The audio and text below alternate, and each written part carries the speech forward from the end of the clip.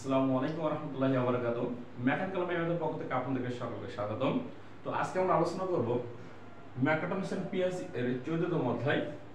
আমাদের এই অধ্যায় থেকে দুইটা প্রশ্ন কিন্তু খুবই ইম্পর্টেন্ট। একটা হচ্ছে আমাদের 8051 মাইক্রো কন্ট্রোলারের পিন ডায়াগ্রাম এবং আরেকটা আছে আমাদের মাইক্রো কন্ট্রোলার এবং মাইক্রো প্রসেসর।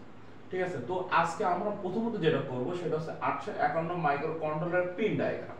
এই পিন ডায়াগ্রামটা আপনাদের যে বইটা আপনারা বর্তমানে ব্যবহার করেন এই বইতে কিন্তু সবগুলো ভুল দেওয়া আছে। ঠিক আছে, দুইটা থেকে তিনটা থেকে ভুল দেওয়া আছে। আমি যেভাবে লিখবো আপনারা সেভাবে ওই বইটাকে একটু কারেকশন করে নেবেন। ঠিক আছে, আর আমি যেভাবে লিখবো যেভাবে আঁকবো আশা করা যায় আপনাদের আর কোনোভাবে ভুলার কোনো সম্ভাবনা থাকবে না ইনশাআল্লাহ। একবারে দেখবেন একবারে পেরে যাবেন ইনশাআল্লাহ। ঠিক আছে, কিন্তু এটা কিন্তু একটা হচ্ছে স্যার আপনাদের শুধুমাত্র সংক্ষিপ্ত দিতে পারে, রচনামূলক দিতে পারে, এটা যে কোনো ভাবে দিতে পারে। ঠিক আছে, তো আমাদের প্রথমত স্যার বলতে স্যার 8051 পিন ডায়াগ্রাম, এই যে স্যার মাইক্রো কন্ট্রোলার গুলো, এই মাইক্রো কন্ট্রোলার গুলো কিন্তু স্যার আমরা যে বিভিন্ন মেশিনকে স্যার অপারেট করার জন্য ব্যবহার করি। মাইক্রো কন্ট্রোলার মানে কন্ট্রোল করার কাজে ব্যবহার করি। কোনগুলা? যেমন আমাদের এখন বর্তমান সময় অটোমেশন গুলো আছে না, অটোমেশন কারণ এখন বর্তমান সময়ে কিন্তু আমাদের যতগুলো ফ্যাক্টরি লেভেলে যে মেশিন গুলো আছে সবই কিন্তু অটোমেশন। ঠিক আছে, কারণ আমাদের যতগুলো মনে করেন স্যার ফুড ফুড তারপর আমাদের যতগুলো শুধু শুধু আমাদের মানুষের ফুড না, যেমন স্যার ফিশ ফুড, তারপর হচ্ছে আমাদের যে ব্রয়লার লেয়ার, এই যে ফুডগুলো যখন তৈরি হয় এগুলো কিন্তু সব কিন্তু অটোমেশনের মাধ্যমে করা হয়। এই জন্য এই যে এখানে কিন্তু স্যার অবশ্যই আমাদের কন্ট্রোলার ব্যবহার করা হয়। আর কন্ট্রোলারটা কেমন জানেন? আমাদের মানুষের মেমোরিতে যেমন তথ্য আলাদা আলাদা দিয়ে দিয়েছে, যে যে কোনো কোন কোন সময় কোন কথা বলতে হয়, কোন সময় কোন কাজ করতে হয়, ঠিক একইভাবে আমরা মেমোরিতে ঠিক ওইভাবে মানে কন্ট্রোলারের কাজটাও তেমন, যে কোথায় কোন ডাটা বা তথ্য দরকার ও নিজেই বুঝে ওই সেই ধরনের ডাটা ও দিয়ে থাকে আর কি, ও সংরক্ষণ করে ও দিয়েও থাকে। তার জন্য আমাদেরকে অপারেট করতে হয়। ঠিক আছে, তো দেখেন আমি যেভাবে আঁকবো আপনারা ঠিক সেভাবে আঁকবেন, একবার দেখবেন দ্বিতীয়বার দেখা লাগবে না। ঠিক আছে, একদম সিম্পল ভাবে। যেহেতু আমাদের অনেকগুলো পিন হবে, আমাদের টোটাল পিন হবে কয়টা বলেন তো? 38টা। মানে 19 দুগুণ কত?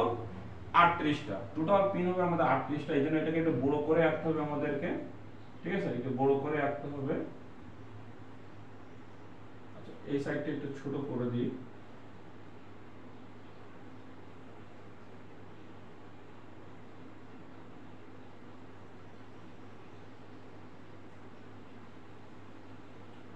মানে এই পাশে 19টা হবে, ও পাশে 19টা হবে। হ্যাঁ, ঠিক আছে, মাথায় রাখবেন। 1 2 3 4 5 6 7 8 9 10 11 12 13 14 15 16 17 18 19। এই পাশে 19টা দিবেন, ঠিক ও পাশে 19টা দিবেন। চেষ্টা করবেন একদম সোজাসুজি দেওয়া। ঠিক আছে, এই পাশে যাবে ওই পাশে হবে। 1 2 3 4 5 6 7 8 9 10 11 12 13 14 15 16 17 18 19। চেষ্টা করবেন স্যার একদম সোজাসুজি দেওয়ার। হ্যাঁ, কিন্তু আমি যেহেতু হাত দিয়ে দিয়েছি একটু এদিক ওদিক হয়ে গেছে, আপনার স্কেল ধরে এভাবে স্কেল ধরবেন, এ পাশে আলাদা ও পাশে আলাদা, তাহলে একদম সোজাসুজি হয়ে যাবে আপনাদের। এখন এর এই প্রথমে তিনটা এবং এর প্রথম তিন, এই তিনটাকে পরে লিখবেন। প্রথমে এখানে লিখে তিনটা বাদ দেওয়ার পর প্রথম যেটা লিখবেন সেটা হলো P00। দেখবেন আপনাদের বইয়ের ভুলটা কোথায় দেখেন, আপনাদের বইতে এখানে P09 দেওয়া আছে, দেখবেন ওটাকে কিন্তু যা 9 ওটা 0 হবে। ঠিক আছে, তারপর এখানে স্যার P01 P02, এখানে 2 জায়গা দেওয়া আছে জন্য কত আবার 1 কি না 3 এরকম দেওয়া আছে। ঠিক আছে, তারপর P0 কত 3 মানে 0 থেকে 7 পর্যন্ত আসবে। P04 মানে আবার কত বলছেন P0 মানে P আউটপুটের কথা বলা হচ্ছে। P আউটপুট যাবে এখান থেকে, মানে সবগুলো হচ্ছে এখানে P মানে আউটপুট হিসেবে করা হচ্ছে। যে এইখান থেকে আমাদের কত হবে 0 থেকে 7 পর্যন্ত, মানে পিন হবে 8টা। কয়টা হবে? 8টা। দেখেন P0 নিলাম প্রথমে, তারপর কত এখানে 0 থেকে কত 7 পর্যন্ত যাব, তাহলে P0 কত 5 P06 P07 7 পর্যন্ত গেলাম, কিন্তু পয়েন্ট হচ্ছে কত 8টা। ঠিক একইভাবে এবার P0 জায়গায় লিখবো P1 কত লিখবো P10, মানে আমাদের কিন্তু প্রথমে দেখেন 0 থেকে 7 পর্যন্ত প্রথমটা হলো 00, এবার আবার হলো 1 হবে কিন্তু আবার 7 পর্যন্ত P10 P10 P1 1 P1 2 তারপর P1 3 P1 কত 4 P1 5 P1 6 এই যে P1 7 ঠিক আছে। তাহলে এই পাশে এখানে প্রথম এই বন্ধ 0 থেকে 7 মানে 8টা 0 থেকে 7 মানে 8 8 আর 16টা হলো। এবার এই পাশে খেয়াল করুন প্রথম তিনটা বাদ পরে যেহেতু এখানে 1 এর পর এখানে কত থেকে 2 হবে তাহলে এখানে কত হবে P20 কিন্তু মানে প্রথমে 0 0 তারপর 1 1 আর এই পাশে 0 থেকে 7 0 থেকে 7 P20 P21 P22 P23 P24 P25 P26 P27 7 পর্যন্ত ঠিক একইভাবে ওইখানে এবার 2 শেষ এবার 3 হ্যাঁ এবার কত দিবেন P30 এবার 0 থেকে আবার শুরু তারপর P31 P32 P33 P34 P35 P36 P37 তাহলে কিন্তু দেখেন বিষয়টা কিন্তু একদম ইজি প্রথম P0 0 থেকে 7 P1 0 থেকে 7 P2 0 থেকে 7 P3 0 থেকে 7 তার মানে মোট এই পাশে 8 আর 16 8 আর 16 16 কটা 32টা হয়ে গেল বাকি আছে স্যার উপরের 3 আর 3 কটা 6টা ঠিক আছে 16 32টা আর 6টা কটা টোটাল হবে 38টা আমাদের ঠিক আছে তো 38টা যখন হবে তখন আমাদের প্রথম যেটা আছে এটা আমরা রিসেট আর ই এস ই টি রিসেট এটা সব বড় হাতে লিখবেন ঠিক আছে। আর আমি এখান থেকে স্যার পূর্ণ মিনিং গুলো আপনাদের আপাতত এর মধ্যে বলবো না পূর্ণ মিনিং গুলো আপনাদের জন্য খুবই কঠিন হয়ে যাবে ঠিক আছে। এটা আছে স্যার XTL2 আর এটা হচ্ছে XTL1 ঠিক আছে এক্সটারনাল 2 এক্সটারনাল কত 1 রিসেট এক্সটারনাল 2 এক্সটারনাল 1 আর এটা স্যার পূর্ণ মিনিং আপাতত এই মুহূর্তে জানা দরকার জানলে কিন্তু মুখস্থ করে লাভ হবে না কারণ এগুলো কিন্তু আপনারা কিন্তু আপাতত কাজে লাগবে না শুধু পিন ডায়াগ্রামটা দিলেই হবে। আচ্ছা তারপর উপসে আছে স্যার EA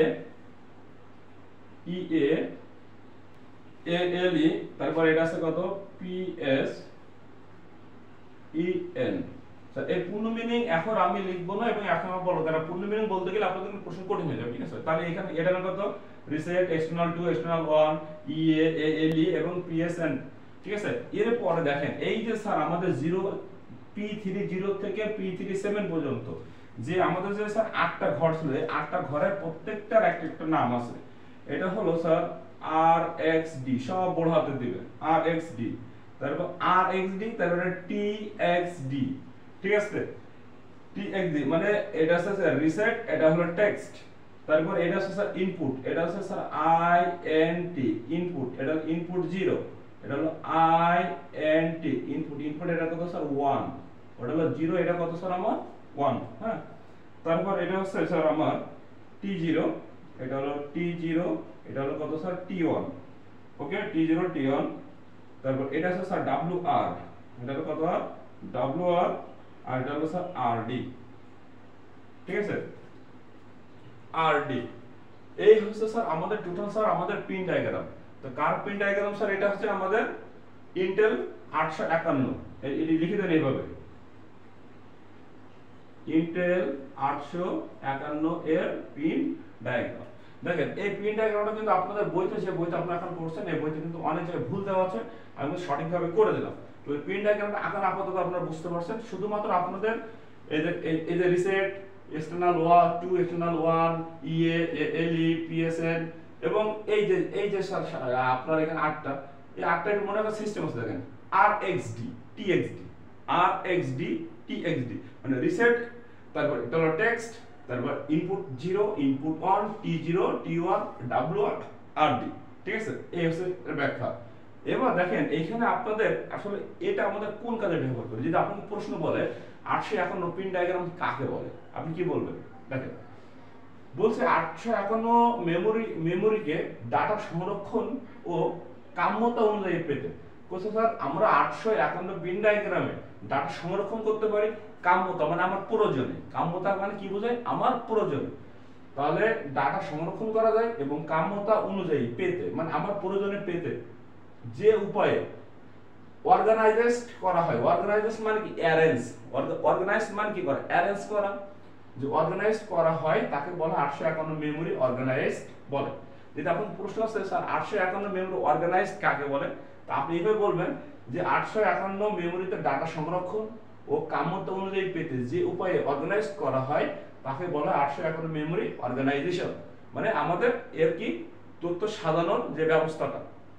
আচ্ছা, তারপর আমাদের বলছে স্যার 851 মেমরি একটি ভিএলএসআই মানে ভেরি লেজার স্কেল ইন্টিগ্রেশন প্রযুক্তির উন্নত ধরনের চিপ।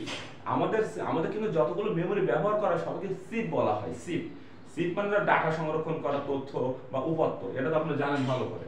চিপ দিয়ে তৈরি মেমরি যা বহু সংখ্যক ফ্লিপ ফ্লপ তথ্য সংরক্ষণ করা যায়, তথ্য নেওয়া যায়, তথ্য রিমুভ করা যায়, তথ্য ইনপুট করা যায়, মানে এটাকে বলা হয় ফ্লিপ ফ্লপ। যারা ইলেকট্রনিক্সের ছাত্র আছে তারা খুব ভালো করে জানে, যেহেতু আমাদের এই সাবজেক্টটা হচ্ছে আমাদের মেকানিক্যাল, ইলেকট্রিক্যাল, কম্পিউটার, ইলেকট্রনিক্স সব মিলে গঠিত।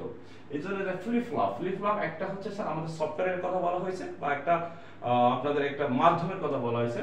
তো এখানে বলেছে স্যার যে উন্নত ধরনের চিপ, কার চিপ, যে ভিএলএসআই এর উন্নত ধরনের চিপ দ্বারা এই মেমোরিটা তৈরি, যা বহু সংখ্যক ফ্লিপ ফ্লপ দিয়ে গঠিত। মানে উন্নত ধরনের চিপ দ্বারা গঠিত। মানুষের মস্তিষ্ক দেখেন, আমাদের মানুষের, আমি যে প্রথমে কথাটা বলছিলাম, মানুষের মস্তিষ্কে যে কত তথ্য, কত কথাই না জমা থাকে। আল্লাহ তাআলা আমাদের দিয়েছে না মানুষের তথ্য। মনে করে স্যার আমি আপনাদের সাথে যে কথা বলতেছি, এটা কি আমি নিজে থেকে আগে থেকে কি সাজিয়ে নিয়েছি? না, মানে আমাকে এখন বলা দরকার, আপনাদেরকে বোঝানো দরকার, তাই আমি কিন্তু আপনাদের বোঝাচ্ছি। মানে যেভাবে আল্লাহ তাআলা আমাকে জ্ঞান দিয়েছেন আমি সেভাবে আপনাকে বোঝানোর চেষ্টা করছি। ঠিক একই ভাবে তাই এখানে বলছে যে মানুষের মস্তিষ্কে কত তথ্য, কত কথা না জমা থাকে, সেগুলো কি একসঙ্গে স্মরণ হয়? একসঙ্গে স্মরণ হয়? দেখেন আপনি ছোটবেলার থেকে এই পর্যন্ত কত কাজ করে আসেন, এগুলো কি একসাথে স্মরণ হয় নাকি? না, যখন যেটা দরকার তখন সেটা, যখন ধরেন ফ্রেন্ডের সাথে গল্প করতেছেন, হ্যাঁ, তখন আপনি বলবেন যে হ্যাঁ দোস্ত আমি অমুক জায়গায় আমি এটা দেখছিলাম, তখন কিন্তু আপনার সেই স্মৃতিটা মনে পড়বে। একসঙ্গে কিন্তু সবকিছু মনে পড়ে না। তাই এখানে বলছে যে মানুষের মস্তিষ্ক কত তথ্য, কত কথা না জমা থাকে, সেগুলো কি একসঙ্গে স্মরণ হয়? কখনোই না। প্রয়োজনীয় পরিস্থিতির আলোকে কথা বেরিয়ে আসে, প্রয়োজন অনুযায়ী কথা কি বেরিয়ে আসে। ঠিক কম্পিউটারে ও আছে অনুরূপ মেমোরি বা তথ্য সংরক্ষক। কম্পিউটারে থাকে মেমোরি বা তথ্য সংরক্ষক। এখানে হাজার হাজার তথ্য একটি নির্দিষ্ট উপায়ে জমা রাখা হয়। কারণ আমি কিন্তু একটা মেমোরির মাধ্যমে কিন্তু জমা রাখি, আমাদেরকে বলে হার্ড ডিস্ক বলে, বা এখন বর্তমানে বলে এসএসডি। ঠিক আছে, তথ্য জমা রাখা হয় প্রয়োজন অনুযায়ী, আবার সেগুলো কি হয় ব্যবহার করা যায়।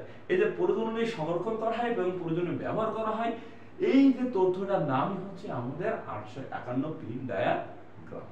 আশা করি বুঝতে পারছেন স্যার, আশা করি এটা বুঝতে পারছেন। সকলকে ধন্যবাদ এবং আগামী ক্লাসে ইনশাআল্লাহ আমরা এই অধ্যায়ের আমাদের মাইক্রো কন্ট্রোলার নিয়ে আলোচনা করব।